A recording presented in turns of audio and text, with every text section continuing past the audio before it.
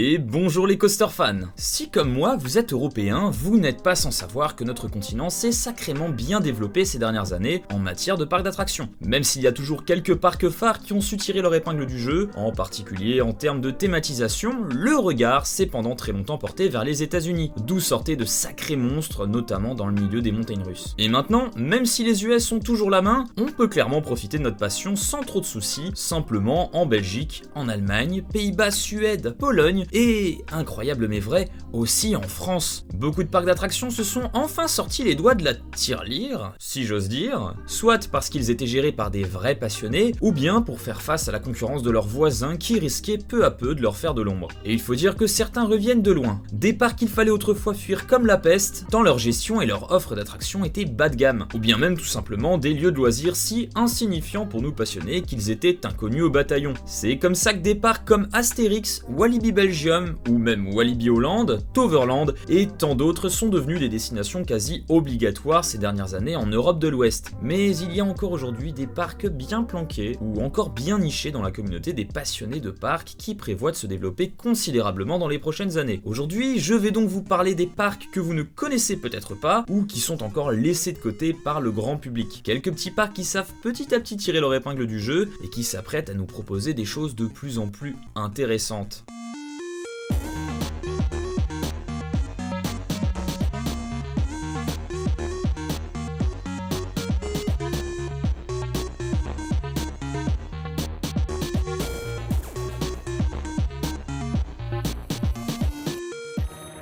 Ah oui, alors ça, bon, c'est une petite nouveauté pour les vidéos voix off, hein, celles qui n'ont pas une série particulière. Alors n'hésitez pas à me dire ce que vous en pensez en commentaire. Mais revenons aux choses sérieuses, avec le premier parc que je voulais vous présenter aujourd'hui. Pour ça, partons dans un pays pour qui les parcs d'attractions ne sont pas encore une force majeure. Direction l'Autriche, à une vingtaine de kilomètres de la ville de Salzbourg, pas très loin de l'Allemagne. Rares sont celles et ceux qui auront reconnu Phantasiana. Alors, Phantasiana, c'est un parc qui était encore inconnu pour moi il y a de ça un an ou deux. Et ça, jusqu'à ce que je tombe sur une vidéo d'Ubik nous racontant sa visite sur le parc. Et alors là, je tombe sur un Ubik traumatisé de sa journée dans un parc aux allures glauques et malsaines. Voilà, je vous mets quelques photos du Phantasiana de l'époque et je vous invite à aller checker la vidéo d'Ubik en haut à droite parce qu'on a un beau travail d'archives de ce à quoi pouvait ressembler Phantasiana en 2012. Depuis cette vidéo, Phantasiana était pour moi synonyme de mauvais goût et de tout ce qu'on ne veut pas voir dans un parc a priori familial. Mais vous vous doutez bien que si ce parc se retrouve dans cette vidéo, c'est que tout ça a bien bougé. Déjà en me baladant sur YouTube, par hasard, je suis tombé sur cette vidéo. Attention, spoiler alerte,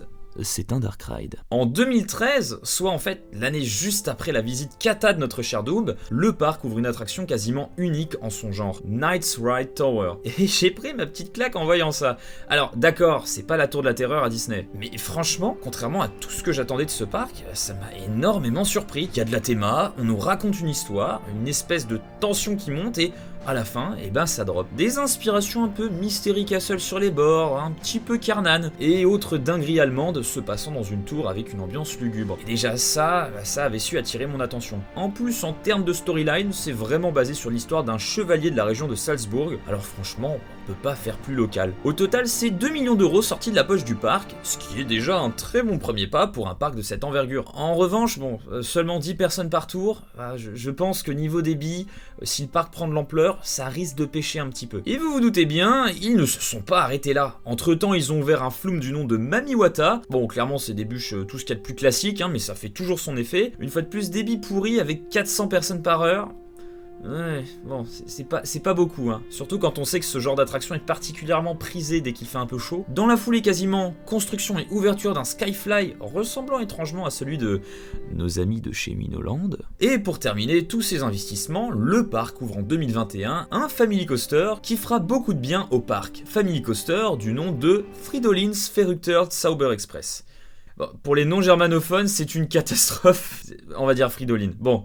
Petit coaster de chez Art Engineering, donc ceux qui ont notamment construit Noisette Express à Nigloland, et c'est des family coasters de très bonne facture. C'est fun, c'est mignon, c'est fluide, et à en voir les quelques retours que j'ai pu trouver sur Captain Coaster, c'est assez intéressant. Le contrat est rempli, c'est sacrément fun, c'est joli, agréable. Soundtrack de chez nos amis d'Imascore, pour ceux qui ne voient pas, c'est simplement l'entreprise qui nous pompe pour quasiment tous les gros parcs, des musiques quasiment absolument sublimes. Petit bémol une fois de plus, le débit, mais ça on commence à y être habitué dans ce parc, et c'est clairement la bête noire de ce parc encore aujourd'hui. En 2021, quand Fridolin a ouvert ses portes, je me suis dit, va bien falloir le suivre de près ce Phantasiana, hein, parce qu'il commence sérieusement à nous pondre des attractions intéressantes, plus de ça très rapprochées dans le temps. On est là sur une nouveauté à peu près tous les 2 ans, ce qui est une excellente moyenne quand on sait qu'en plus, on n'est pas là que sur des petites attractions qui coûtent rien à construire. Un coaster, même quand c'est familial, pour un parc de cette envergure, c'est un sacré investissement, sachant qu'en plus, Fridolin est accompagné de pas mal de décors. Le parc a donc l'air bien décidé à évoluer en vue de devenir une destination plus qualitative, qui cherche à nous faire passer un bon moment dans des ambiances un peu plus immersives et des expériences différentes de ce qu'on peut retrouver dans d'autres parcs proches de cette zone. Et puis, fin septembre 2023, le parc sort cette vidéo. En 2025, Phantasiana va sortir sa première vraie grosse montagne russe. Et il fallait donc bien suivre ce parc, je m'étais pas trompé. Le parc a prévu d'ouvrir un modèle Big Dipper de chez MacRides. Alors ce modèle, vous pouvez déjà le retrouver à Walibi Holland avec Lost Gravity, ou en Allemagne à Freizeitpark Plön avec Dynamite. J'ai pas encore eu l'occasion de tester ce modèle, vu que c'est quand même quelque chose d'assez rare, mais en discutant avec pas mal de potes qui ont pu tester l'un ou l'autre, les retours sont pour l'instant mitigés. Bon, globalement, c'est des bonnes grosses montagnes russes, mais certains se plaignent notamment de vibrations, en particulier sur celui de Walibi Holland. Après, ces 2 coasters étaient en quelque sorte des prototypes. Depuis ça, MacRide, le constructeur de ce modèle, s'est énormément amélioré, alors on peut sans doute attendre quelque chose de très sympa à Phantasiana. Et puis, quoi qu'il en soit, ça montre juste une fois de plus que le parc veut bien faire, qu'il cherche à proposer toujours plus grand et enfin rentrer dans la cour des parcs qu'on veut aller faire quand on est passionné un minimum par les parcs d'attractions. Alors oui, je vous fais le pari, d'ici quelques années, Phantasiana va nous pondre d'autres choses bien intéressantes, alors gardez un œil dessus. Après Phantasiana, direction un petit peu plus à l'ouest, dans notre bonne vieille France. Quand on pense développement de parcs en France ces dernières années, ça sera plutôt vers le nord, avec des parcs comme Nigloland, Astérix, Frépertuis, puisqu'ils sont en concurrence avec soit des parcs d'Allemagne, de Belgique ou de régions parisiennes. Mais si on prend le temps de descendre un petit peu plus au sud, dans les Alpes, on trouvera un parc au développement de plus en plus intéressant. Je vous emmène donc à Walibi Rhône-Alpes. Alors eux, ils reviennent de loin comme ça. La plupart d'entre vous ne le savent peut-être pas, mais j'ai déjà eu l'occasion de visiter Walibi Rhône-Alpes. Malheureusement, au mauvais moment. Ma visite datant de 2012, la seule chose qu'on pouvait trouver à Walibi, c'était un parc Walibi français comme on faisait bien à l'époque. Hein. Un vieux boomerang Vekoma, une coccinelle de chez Zierer, un raft qui mouille pas, et allez, pour le kiff, une space shoot de chez SNS. Point barre. Il y avait aussi un grippin à jambes, mais ça...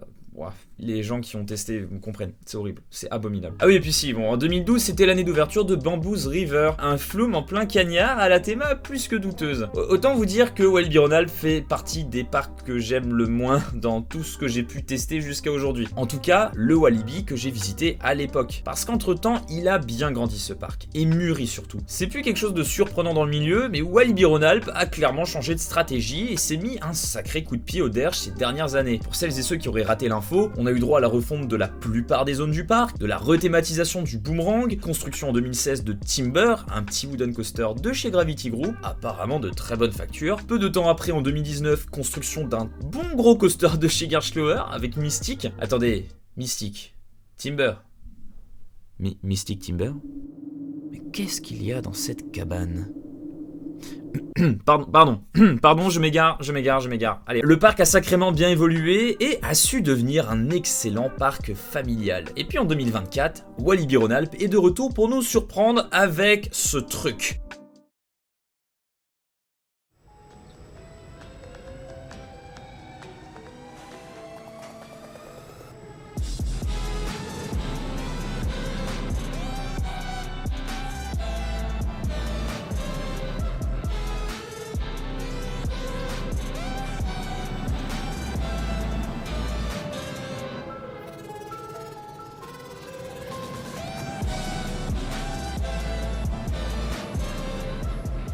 Cette fois, le parc s'attaque à un modèle inédit en Europe, l'autre modèle étant en Australie. J'ai pas forcément besoin de plus développer sur Walibi Rhône-Alpes parce que je pense que la plupart d'entre vous le connaissent déjà et certains sont même sans doute surpris que je le présente dans cette vidéo, mais je pouvais pas faire une vidéo de parc qui vont tout péter prochainement sans évoquer Walibi. Ils ont clairement le potentiel pour devenir un immanquable français et même, j'ose le dire, un immanquable européen dans la décennie qui suit. Et après ces 2 parcs, histoire de vous emmener dans un endroit que vous ne connaissez pas, prenons un bateau, direction cette grande île au nord de la France. Et non, nous n'irons pas au Royaume-Uni, hein, ça serait trop facile, eux ça fait un paquet d'années qu'ils ont des parcs de fous. Non, on va aller un tout petit peu plus à l'ouest, en Irlande. Comme l'Autriche, l'Irlande c'est pas vraiment le pays auquel on pense quand on veut faire des parcs. Et pourtant, à quelques kilomètres de Dublin, se trouve un parc à ne pas manquer dans les prochaines années. Autrefois nommé Tayto Park, je vous emmène découvrir Emerald Park. Alors lui, il m'a toujours intrigué. Je connais personne qui a déjà foutu les pieds à Emerald Park, alors qu'en soi c'est vraiment à côté de la capitale. Le parc est relativement récent, il a ouvert en 2010 et il s'est bien développé depuis. En 2015, ouverture de Cuckoo Lane, en espérant que je le prononce comme il faut. Il s'agit d'un gros coaster de chez nos amis, une fois de plus de Gravity Group, les mêmes qui ont construit Timber à Walibi Rhône-Alpes. Cette fois-ci c'est plus imposant, c'est plus long, mais attention, plus gros chez Gravity Group c'est pas synonyme de qualité, hein. On pensera en particulier à Tonnerre de Zeus qui a justement été refait par eux. Et si vous avez eu l'occasion de le faire dernièrement, vous comprendrez ce que je veux dire par là. En tout cas, le parc a le mérite d'avoir une grosse montagne russe de moins de 10 ans, bien impressionnante et qui a l'air plutôt bien entretenue quand on regarde. À côté de ça, ils n'ont cessé d'ouvrir quasiment chaque année des choses nouvelles, que ce soit du flat ride ou même du petit coaster familial. Tout aurait pu s'arrêter là. Emerald Park, c'est le bon petit parc local des Irlandais avec une montagne russe plutôt intéressante, mais pas de quoi y prévoir un passage obligatoire. Et ça, c'était avant cette annonce. En 2024, après de nombreuses batailles avec les riverains pour obtenir le droit de construire une nouvelle montagne russe, Emerald Park annonce l'ouverture d'un Suspended Thrill Coaster accompagné dans ce petit package d'un Family Boomerang, tous les deux de chez Vekoma, le même mélange que le parc allemand Tripsdrill a ouvert il y a de ça quelques années. Et ça c'est bon, pour avoir pu tester les deux coasters allemands, je peux vous garantir qu'on est là sur deux nouveautés qui vont faire passer Emerald Park à un step supérieur. Les sensations des STC, ce nouveau modèle du constructeur Vekoma, n'ont clairement rien à voir avec celles d'un coaster en bois, je vous apprends rien ici, donc le parc diversifie clairement son offre d'attractions à sensation. En plus, même si c'est du thrill coaster, c'est quelque chose d'assez doux, qui va pas faire fuir un public familial. Résultat, le parc s'ouvre petit à petit à une clientèle intéressée par les grosses montagnes russes, tout en pensant à sa clientèle habituelle, à savoir les familles. Et c'est très malin, ça peut clairement promettre soit d'autres grosses attractions de ce niveau dans plusieurs années, ce qui rendrait le parc encore plus intéressant, soit même investir dans une première montagne russe qui déglingue comme on aime. Et pourquoi pas, et là ça ferait plaisir à nous en tant que gros passionnés, donner envie à d'autres personnes d'implanter des parcs d'attractions dans le pays, en voyant que le milieu des parcs commence peu à peu à marcher chez les Irlandais. C'est une affaire à suivre, je trouve ce parc absolument fascinant et j'aimerais beaucoup aller voir ce que ça vaut d'ici quelques années, surtout que l'Irlande c'est quand même un pays qui est c'est quand même assez beau quoi, on va pas se mentir. En tout cas voilà, 3 parcs que vous devrez absolument suivre de près. J'avais pas envie de trop en présenter, au moins là on est sur 3 parcs de 3 pays différents, avec des dynamiques et des thématisations qui sont clairement pas les mêmes. Vous aviez peut-être d'autres parcs en tête pour cette vidéo, et si tel est le cas, n'hésitez pas à les mettre en commentaire. Et si cette vidéo marche, pourquoi pas en faire un deuxième épisode en présentant 3 autres parcs qui vont cartonner selon vous dans les prochaines années. Comme d'habitude, si cette vidéo vous a plu, n'hésitez pas à mettre un pouce bleu tout en bas, ça permet de la mettre en avant et ça soutient la chaîne YouTube. Vous pouvez aussi vous abonner pour ne pas rater les prochaines vidéos. Vous êtes bientôt 2000 à suivre la chaîne et ça c'est juste dingue. Quant à moi, je vous laisse et comme d'habitude, je vous dis à plus les coaster fans.